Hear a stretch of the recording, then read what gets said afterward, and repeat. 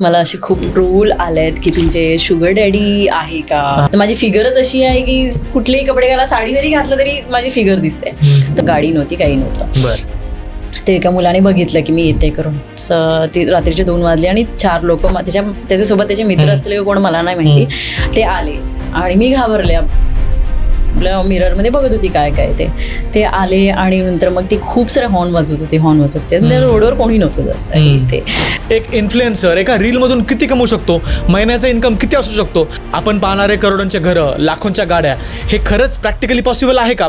आणि याच सगळ्या विषयांवरती बोलण्यासाठी आज आपल्यासोबत आहेत एक मराठी इन्फ्लुएन्सर प्रियंका केडी या बॉक्सिंगमध्ये गोल्ड मेडलिस्ट आहेत.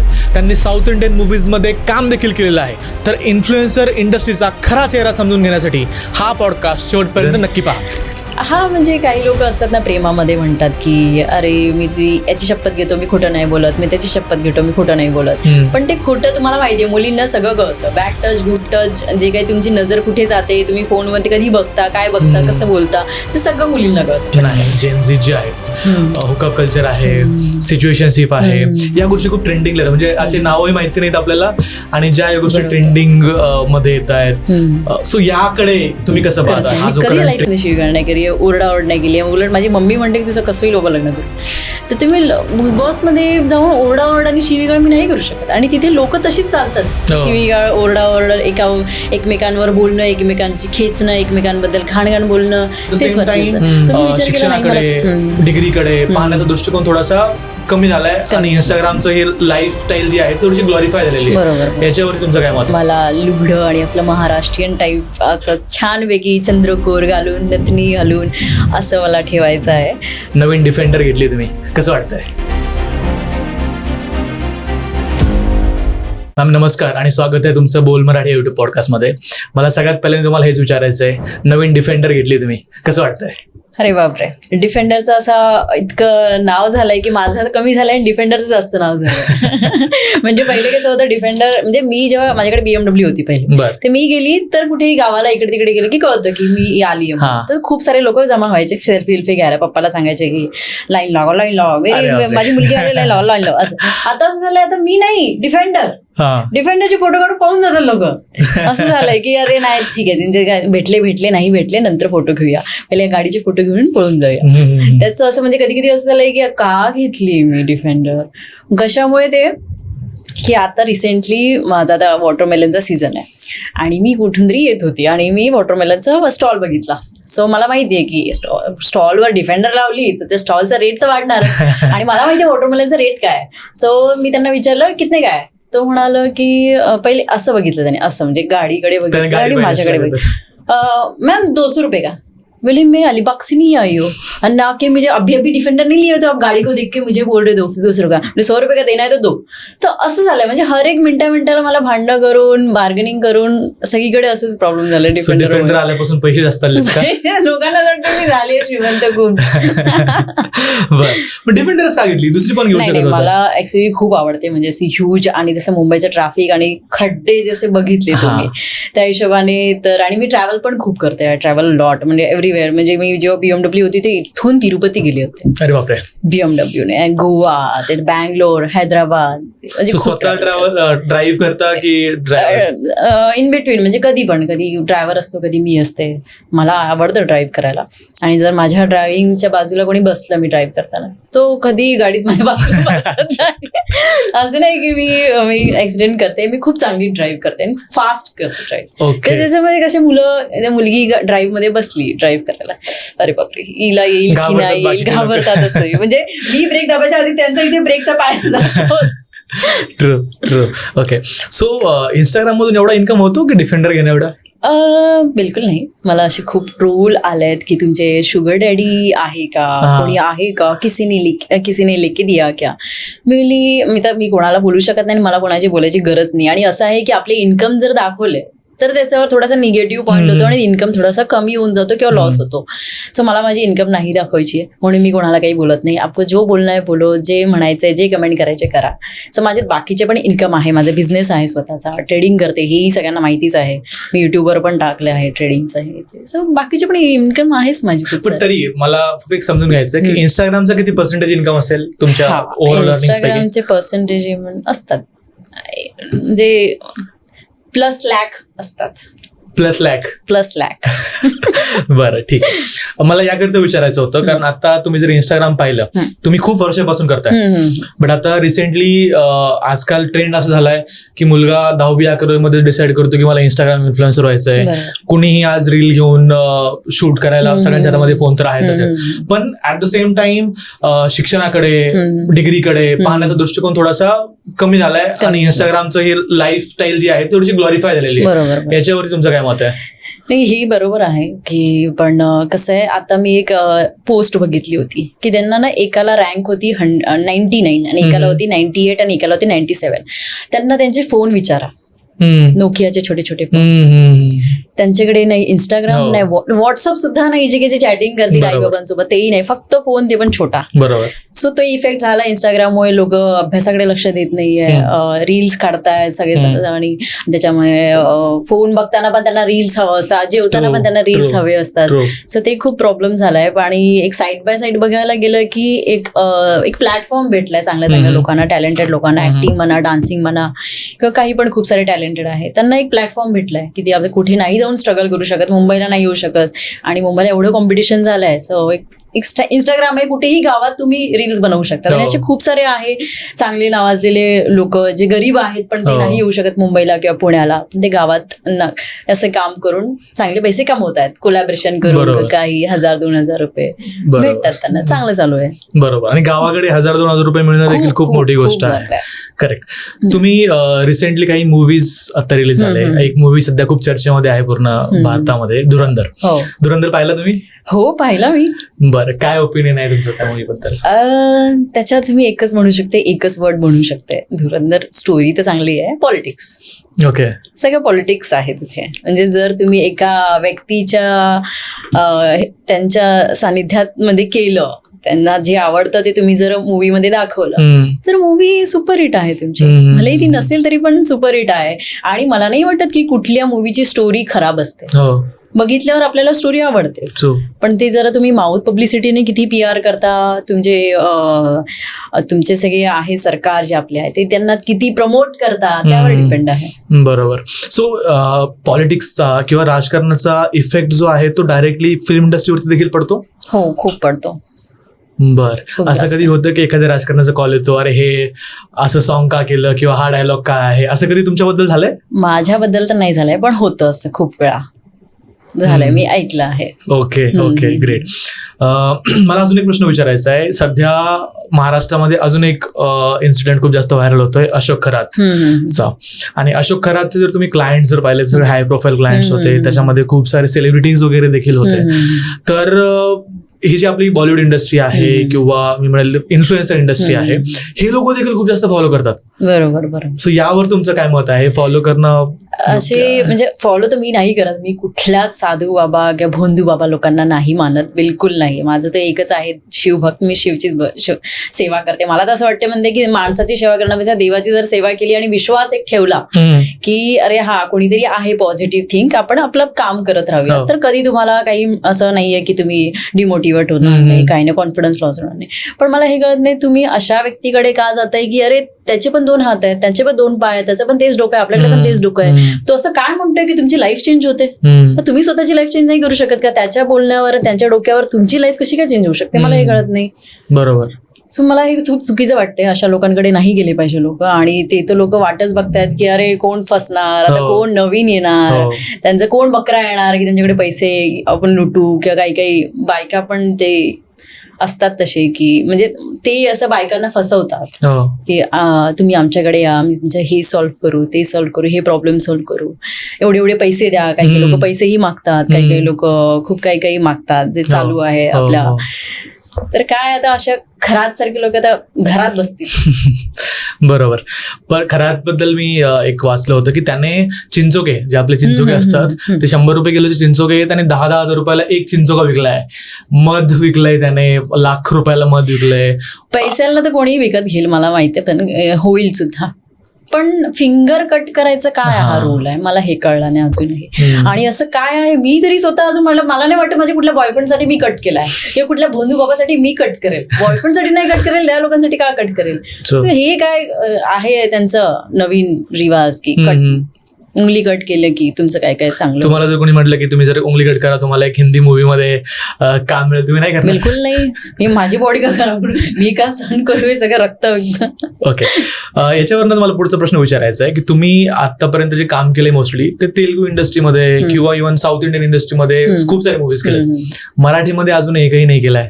मराठी लोकांनी मला चान्सच नाही दिला म्हणून मी केलंच नाही. सो मला हिंदी तेलुगू लोकांनी चान्स दिला, पटकन मला काम मिळालं आणि मी थिएटर्स केले खूप सारे, म्हणजे कॉलेजमध्ये स्कूल्समध्ये खूप सारे थिएटर्स केले.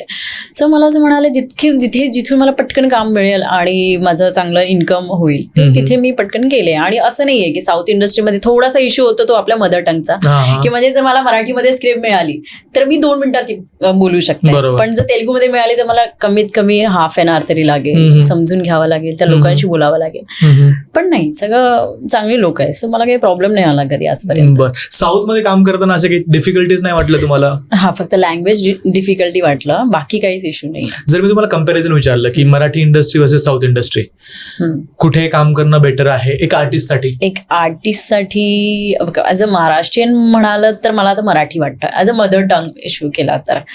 पण ऍज अ इन्कम वाईज किंवा जे काही त्यांचे रूल्स रेग्युलेशन असतात आणि जे काही त्यांचा टाइम पिरियड असतो सगळं काही व्यवस्थित आणि त्यांची स्टोरी वाईज तर तेलुगू इंडस्ट्री. बरं, मराठीमध्ये तुम्हाला काय वाटतं की आपण काय गोष्टी इम्प्रुव्हमेंट केल्या पाहिजेत मराठी फिल्म इंडस्ट्रीमध्ये? सगळ्यांनाच माहितीये की एकमेकांचे पाय खेचतात, फक्त ते जर सोडलं. आणि असं उलट तर मला वाटतं की पूर्ण इंडियामध्ये महाराष्ट्रामध्येच खूप जास्त टॅलेंट आहे, तो लपून बसलाय, पण ते आपले लोकच आपले बाहेर काढत नाहीये. ते जर त्यांनी सोडलं तर आपली इंडस्ट्री खूप पुढे जाईल. आणि आपल्यापासूनच चालू झाले होते, थिएटरमध्ये खूप मोठे मोठे आपले नाटकं होऊन गेलेले आहेत, बट आपण जर इंडस्ट्री पाहिली आपली मूवीज तर तिथे आपण खूप जास्त स्ट्रगल करताना दिसतो. आणि आजही स्ट्रगल चालू आहे, मोठे मोठे आर्टिस्ट आपले स्ट्रगल करतायत.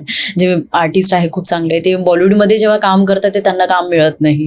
मी जेव्हा स्वतः कधी गेले मराठी, अरे किसी को बताना मत की आप महाराष्ट्रीयन मराठी एक्ट्रेस हो, म्हणजे मी क्यों ना बताऊ, मराठी हूँ तो मराठी बताऊंगी. नहीं आप मत बताओ, फिर आपको काम नहीं मिलेगा. असं झालंय माझ्यासोबत. मराठी असेल तर काम नाही मिळत का? नाही, बिल्कुल नहीं. बोले ठीक है, मुझे जो चाहिए मतलब मिल जाएगा, ऐसा कुछ नहीं. एक्टिंग होती है, वो थोड़ी लैंग्वेज के हिसाब से होगी ना. ट्रू. हे तर रिझन नाही की तुमच्या सरनेम मध्ये तुम्ही केडी लिहिताय? नाही, खोलगडे असल्याच्यामुळे लिहित नाही मी, कारण का कोणाच्या लक्षात राहत नाही. आणि साऊथ मध्ये त्या लोकांना तर मला मराठी लोकांनाच खोलगडे लक्षात राहत नाही. म्हणजे काय करू कोणाच लक्षात राहत नाही. कधी कधी असं होतं ना की वो प्रियंका आठवण करताच दुसरी कोणतरी प्रियंका लक्षात येते. मग मी विचार केला केडी ठीक आहे, चला. सो ते शॉर्ट फॉर्म लगेच लक्षात येतं. आणि केडी तिकडे मला जेव्हा तेलुगूमध्ये मी जाते हैदराबाद, तेव्हा मला केडी मीन्स गुंडी. अच्छा, त्यांच्या लँग्वेज मध्ये. सर ते मला असं तिकडेच चिडवतात, गुंडी प्रियंका. ओके. अजून एक मला तुम्हाला विचारायचं आहे, सध्या इंस्टाग्रामवरचे जे इन्फ्लुएन्सर्स आहेत त्यांचे खूप जास्त फॉलोअर्स आहेत. थोडेसे फॉलोअर्स वाढले तर त्यांच्यामध्ये एक वेगळा ऍटिट्यूड येतो. हे तुम्ही ऑब्झर्व केलंय? खूप ऑब्झर्व केलंय, खूप जास्त. कारण का जेव्हा माझेही फॉलोअर्स नव्हते तेव्हा, सो मी असं विचार करायची, अरे माझे कधी होईल एवढे सारे फॉलोअर्स, मला कधी रीच भेटेल, मी कधी रातोरात फेमस होईल. तर मी आताही एवढी माझ्या मते तर मी एवढी फेमस नाही आहे, पण ओळखतात काही ठिकाणी लोक. सो पण मी जेव्हा एका ठिकाणी जाते इव्हेंटमध्ये हे तिथे, तेव्हा मला माझ्या हिशोबाने म्हणजे इव्हेंट्समध्ये तसे फ्रेंड्स भेटतात. पण त्याचा इतका ऍटिट्यूड असतो त्यांच्याकडे. मला असं वाटतं की हे व्ह्यूवर्स नाही, ते पैसे कमवतात तेवढे. म्हणजे 10 मिलियन व्ह्यूवर्स नाहीये, 10 मिलियन तेवढे पेमेंट मिळतं त्यांना, असं मला वाटतं. एवढं ऍटिट्यूड कुठून येतं? म्हणजे ठीक आहे, तुमची स्वप्न मोठे ठेवा, तुम्ही मोठे झाला, ठीक आहे. तुम्ही तेवढी मेहनत केली असेल, रात्र एडिटिंग केली असेल, एडिटिंगला खूप त्रास होतो. मी स्वतः माझे सगळे रील्स एडिट करते, खूप त्रास होतो. ठीक आहे, तुम्ही केलं असेल, मोठे झाला असेल, फॉलोअर्स भेटले, ओके. पण मी जरी स्वप्न मोठे ठेवा, पण पाय मात्र जमिनीवर ठेवा ना तुमचे. तुम्ही एवढे उडायची तुम्हाला गरज नाहीये. जर इंस्टाग्राम उद्या उठून जर झालं टिकटॉक सारखं, मग कुठे जाणार तुम्ही? बरोबर. सो एक राखी सावंतचं खूप एक इंटरव्ह्यू मधला क्लिप खूप व्हायरल होत होती. राखी सावंत म्हणत होती की जे इंस्टाग्रामवाले आहेत त्यांनी इंडस्ट्री खराब केलेली आहे, कारण जे लोक खूप वर्षांपासून स्ट्रगल करतायत, ज्यांनी थिएटर केलेले आहेत, मूवीज मध्ये स्ट्रगल करतायत, त्यांना काम मिळत नाहीये आणि आता फक्त फॉलोअर्स पाहून त्यांना काम दिलं जातं. हे खरं आहे? हो बरोबर. मलाही असं खूप प्रॉब्लेम झालं होतं. कारण का मी तर माझे फॉलोअर्स नाही, म्हणजे असं काही काही असतात ना की कंपॅरिझन मध्ये 2-3 मुली आहेत, त्यांचे फॉलोअर जास्त आहे, त्यांचे 10 मिलियन आहे तर माझे 2 मिलियन आहे, असं झालंय. पण मी त्यांना जेव्हा कॅमेरा समोर उभं करा आणि एक पेज वाचायला बोला, नाही जमणार त्यांना. कारण ती 15 सेकंडची मूवी नसते ना, ती 1-2 तासाची मूवी असते. तर तिथे तुम्हाला फक्त हे नाही करायचं, वाचून नाही सांगायचं, तुम्ही तिकडे एक्सप्रेशन द्यायचे. आणि मेन म्हणजे आपण जेव्हा घरामध्ये कॅमेरा लावून जेव्हा बोलतो किंवा एक्सप्रेशन करतो किंवा असं नाठापट्टा करतो, तर कॅमेऱ्याच्या मागे लोक नसतात, ते तुम्हाला इझी असतं. पण जेव्हा तुम्ही शूटवर जाता तर कॅमेऱ्याच्या मागे 100 लोक असतात, तर ते 100 लोक तुमच्याकडे असे बघतात. तर ते तुम्हाला नजर दुर्लक्ष करून तुम्हाला ती ऍक्टिंग करायची असते, ते एक्सप्रेशन द्यायचे असतात, रडायचं असतं जेव्हा रडायला येत नसेल तेव्हा. तिकडे बाजूला कधीतरी कुठेतरी ठोकायचा आवाज असतो आणि तुम्हाला तिथे ऍक्टिंग करायची असते. ती डिफिकल्ट असते, ते फक्त ऍक्टरलाच येऊ शकतं. काय डिफिकल्ट आहे? रील्स बनवणं डिफिकल्ट आहे की ऍक्टिंग करणं डिफिकल्ट आहे? रील्स काय, ओपन करा फोन, करा जा. आणि घरातल्या घरात करणं तर काय डिफिकल्टच नाही ना. खूप सेवा कट करू शकतो तुम्ही, रिमूव्ह करू शकता, डिलीट करू शकतात, एडिट करू शकतात, ट्रिम करू शकतात. पण मूव्हीज मध्ये काहीच नाही होऊ शकत. एकदा झालं ते झालं. बरोबर. इन्फ्लुएन्सर्सला अजून एक गोष्टीला फेस करावं लागतं, ते म्हणजे ट्रोल्स.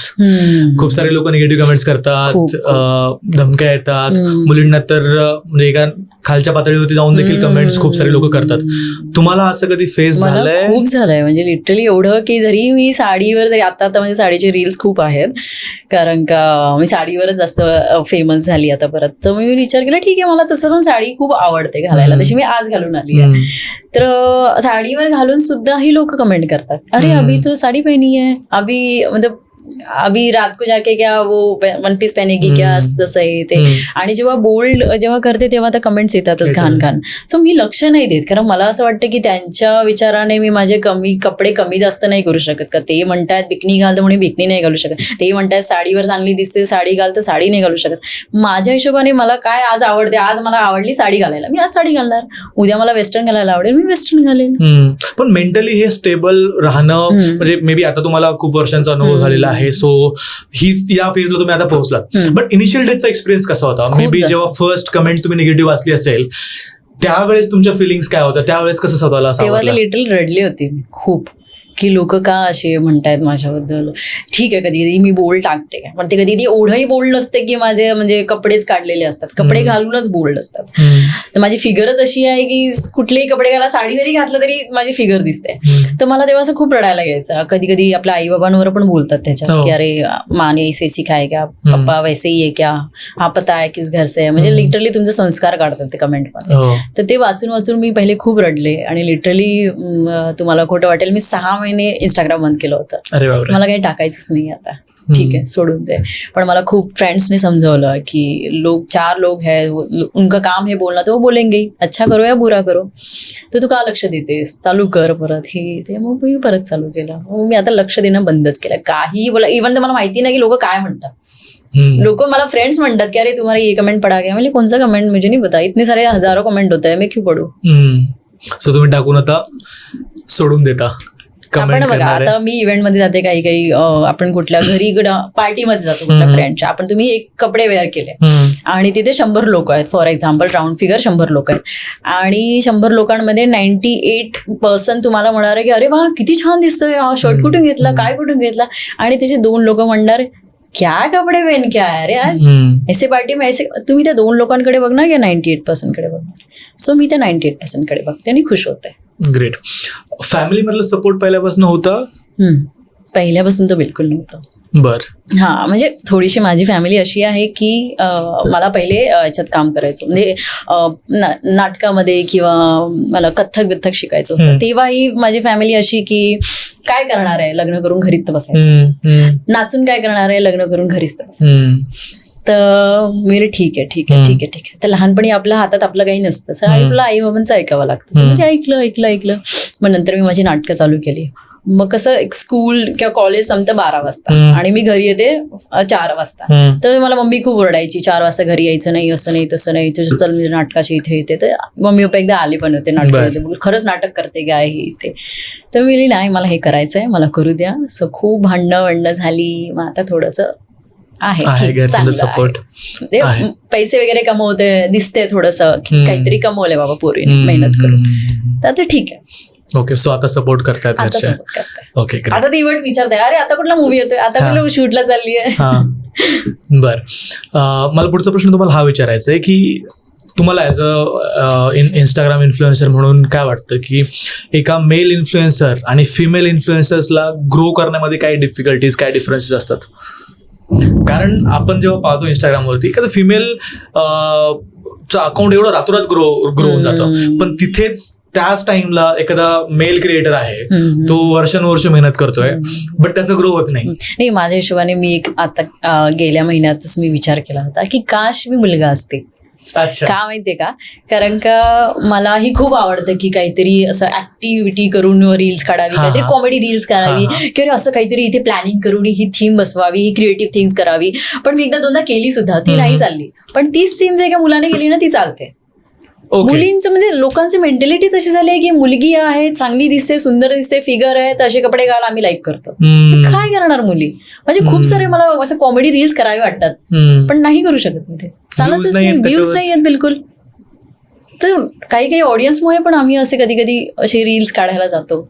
आम्हालाही वाटतं की कॉमेडी करावं, काहीतरी लोकांनी त्या रील्स कडून शिकावं, असं आम्हालाही इच्छा असते की रील्स काढावं. ऑब्व्हियसली पण नाही, ऍक्सेप्ट नाही करत. मग कधीतरी आम्हाला मग डिलीट करावं लागतं, जे खूप मेहनतीने आणि एडिटिंगने पोस्ट केलेली असते आम्ही रील. करेक्ट, ठीक आहे. तुम्ही या क्षेत्राकडे कसं काय वळालात? कारण तुमचं जर मी ज्यावेळेस मी पाहतो तुमचं बॅकग्राऊंड, तुम्ही बॉक्सिंग मध्ये होता, स्पोर्ट्स मध्ये होता, बरोबर, आणि त्यानंतर इन्फ्लुएन्सर किंवा इंस्टाग्रामकडे वळालात. सो सडन असं चेंज होतं की प्लॅन करून इंस्टाग्रामकडे वळालं होतं? नाही, माझ्या लाईफमध्ये काहीच प्लॅन नसतं. माझं असं म्हणणं आहे की एकच जीवन आहे, एकच लाईफ आहे, जे हवं आहे ते करा. म्हणजे कसं आहे की जीवन असं जगा तुम्ही की तुम्ही जग जरी सोडून गेले ना, तर तुमच्या आठवणी मात्र जिवंत राहायला पाहिजे. सो मी माझं जे हवं, लहानपणी मला बॉक्सिंग आवडायची, कराटे, मी ब्लॅक बेल्ट कराटे सुद्धा केले आहे. तो रनिंग गोल्ड मेडलिस्ट, बॉक्सिंग आहे, बॉक्सर आहे. सो मी खूप काही केलं लाईफमध्ये. आणि साईड बाय साईड जेव्हा बॉक्सिंगचे क्लासेस संपायचे, लगेच मग मी माझ्या ड्रामाच्या क्लासेसला जायचे, मग लगेच मी माझ्या डान्सच्या क्लासेसला जायचे. तर एवढं सगळं करून मग घरी येऊन मग मी अभ्यास करायचे. सो मी माझं मी करत गेली. जसं जसं ग्रो जे मिळेल ते आपण घ्यायचं. तसं प्लॅनिंग आणि मला हेच पाहिजे हे नाही मिळालं म्हणून रडायचं, असं कधीच विचार नाही केला. बर, बॉक्सिंग येतं तुम्हाला, गोल्ड मेडलिस्ट तुम्ही आहात. एखाद्या मुलाला मारलंय का कधी? हा, मारलंय. कोणाला? काय होतं इन्सिडेंट? म्हणजे मी एकदा, म्हणजे लेट शूट होतं ना आपलं, म्हणजे तर मी घरून 2 वाजता आले रिटर्न, आणि माझ्याकडे स्कूटी होती, तेव्हा गाडी नव्हती, काही नव्हतं. बर, ते एका मुलाने बघितलं की मी येते करून.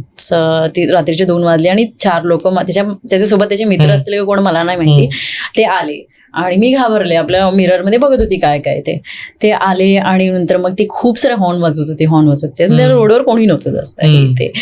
मग मी काय प्लॅन केला, मी तशी आता स्पोर्ट्समध्ये असले की मेंटलमध्ये आपलं एकदम ऍक्टिव्ह असतं, कधी पटकन काय करायचं ते. तर मग मी लगेच फ्रेंडला फोन लावला की असं माझ्यामध्ये याचं चालू आहे सिच्युएशन, माझं घर अजून 15-20 मिनिटं लांब आहे.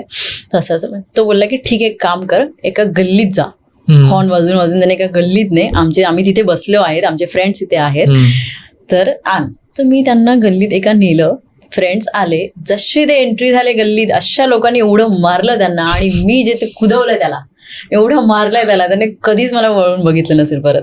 बर, बिचारा म्हटलं असेल की काय, कुठून खूप लिटरली मारलं मी, लाता मारल्यात, कानाखाली मारली, खूप मारलं त्याला. आणि मला हात धुवायला मिळते, पटकन धुवून घ्या. बरोबर, ठीक आहे. मला देखील, आणि मला वाटतं खूप महाराष्ट्राला सगळ्यांना विचारायचं की तुम्हाला बॉयफ्रेंड आहे? मला बॉयफ्रेंड सध्या नाहीये, असं मी शोधते. बर, मिळाला तर. कधी लग्न करणार? लवकरच. मला अशी हौस आहे, म्हणजे असं लग्नाची हौस आहे. फॅमिली असं आहे, मला चांगलं वाटतं खूप. सो काही इमॅजिन केलंय की अशा प्रकारचं लग्न करायचं आहे? मुलींचं असतं की मला लग्नामध्ये हा लेहंगा किंवा अशा प्रकारची साडी घालायची, नाही, मला असं डेस्टिनेशन वाटतं वेडिंग करायची की आहे. मला लुगडं आणि असलं महाराष्ट्रीयन टाईप असं छानपैकी चंद्रकोर घालून, नथनी घालून असं मला ठेवायचं आहे. आणि डेस्टिनेशन वेडिंग कुठेही, बस एवढी छोटीशी इच्छा माझी, अशी खूप मोठी. लव्ह मॅरेज असेल की अरेंज मॅरेज असेल? माझ्या मतेने अरेंज असू शकते. हम्म. लव्ह तर नाही वाटत मला, लव्ह मॅरेज नाही? बिलकुल नाही वाटत. का? प्रेमावरचा विश्वास उडालाय? प्रेमावरचा विश्वास उडाला. काही रिझन?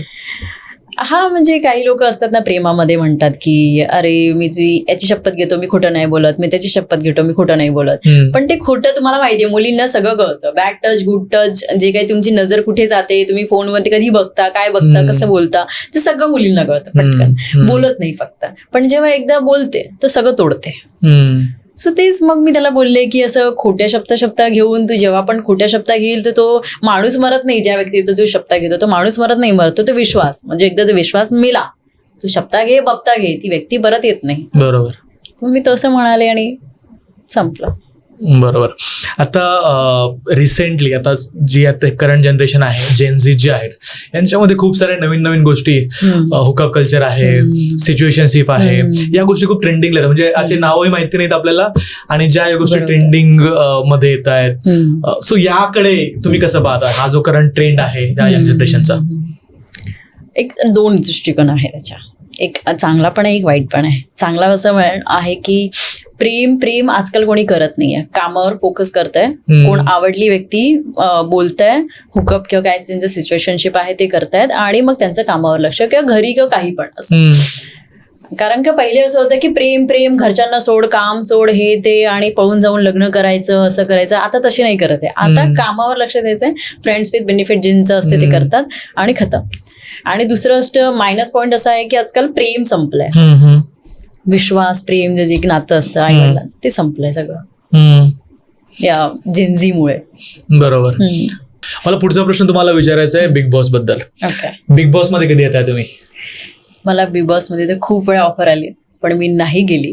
कारण मला असं वाटतं की जे आपण जी ओळख बनवली आहे लोकांसमोर, मला ती चांगली माझी तर जास्त करून चांगलीच आहे, तर ती चांगली आहे, तर मी बिग बॉस मध्ये जाऊन वाईट का करू? बिग बॉस मध्ये जाऊन मी कधी शिवीगाळ करत नाही. मी कधी लाईफमध्ये शिवीगाळ नाही केली, ओरडाओरड नाही केली. उलट माझी मम्मी म्हणते की तुझं कसंही बाबा लग्न करू. तर तुम्ही बिग बॉस मध्ये जाऊन ओरडाओरड आणि शिवीगाळ मी नाही करू शकत. आणि तिथे लोक तशीच चालतात, शिवीगाळ, ओरडाओरड, एकमेकांवर बोलणं, एकमेकांची खेचणं, एकमेकांबद्दल घाणघाण बोलणं, तेच वरती त्याचं. सो मी विचार केला, नाही मला बिग बॉस मध्ये जायचं नाही. कितीही ऑफर येऊ दे, हिंदी असो मराठी असो, मला नाहीच जायचंय. बट काही काही एक्झाम्पल्स देखील आहेत ना, ज्यांनी शिवीगाळ न करता एकदम क्लीन असं केलेलं आहे. पण ते खूप क्वचित आहेत ना. म्हणजे एका एपिसोड मध्ये एक, म्हणजे जरी तिथे 20 पीपल्स असतील त्याच्यामधून एक, 19 असतील त्याच्यामधून एक, बस. बिग बॉस मध्ये तुमचं मत काय? स्क्रिप्टेड असतात की प्लॅन केलेले असतात? अगोदरच डिसाईड असतं की कोण विनर आहे? तुमचं काही? हा, विनरवर थोडं तर मी म्हणू शकते त्यांचं काहीतरी प्लॅन असतात. कारण आपल्याला जे वाटतं की अरे हा जिंकू शकतो, ही जिंकू शकते, पण ही नसते, दुसरीच कोणतरी असते. आणि जी कधी लॅमलाईट मध्ये नसतेच ती कशी काय?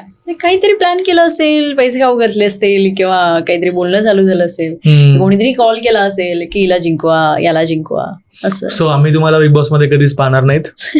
नाही पाहणार. ओके. मला थोडंसं तुमच्याबद्दल समजून घ्यायचं आहे की प्रत्येक व्यक्तीच्या आयुष्यामध्ये असे काहीतरी एक दिवस असतो की त्याच्यानंतर त्याचं आयुष्य बदलून जातं. मे बी तुम्ही फेमस होता किंवा एकदम अचानक प्रसिद्धी येते, रातोरात प्रसिद्धी येते. असा काही इन्सिडेंट तुमच्या आयुष्यामध्ये झालाय? हो, म्हणजे मला असं वाटतं खूप चांगलं आहे माझ्या मतेने तरी. मी असं काही म्हणजे अशी रील्स बनवत नाही असे कपडे घालून वगैरे, त्याच्यामुळे मी फेमस नाही झाली.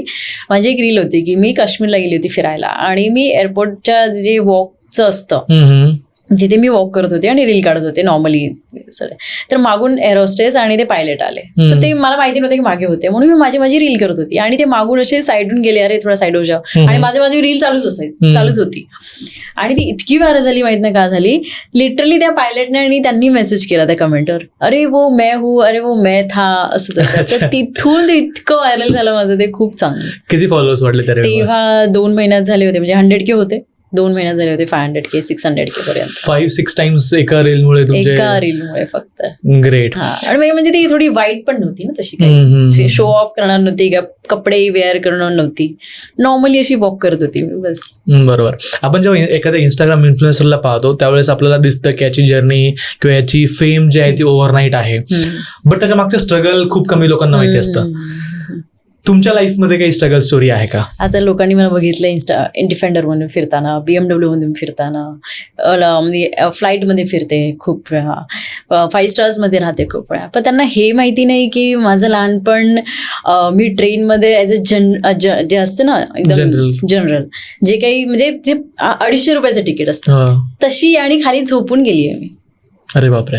इतकं 250 रुपयाचं तिकीट, जिथे आता 2,500 रुपयाचं तिकीट येईल मला काही वाटत नाहीये. तिथे स्लीपर क्लास पण नव्हती, रिझर्वेशन पण नव्हतं, काहीच नव्हतं. अशी गेली आहे मी लहानपणी, म्हणजे मम्मी पप्पांसोबत. म्हणजे लहानपणी म्हणजे आता पण नाही की फक्त काही वर्षांआधी.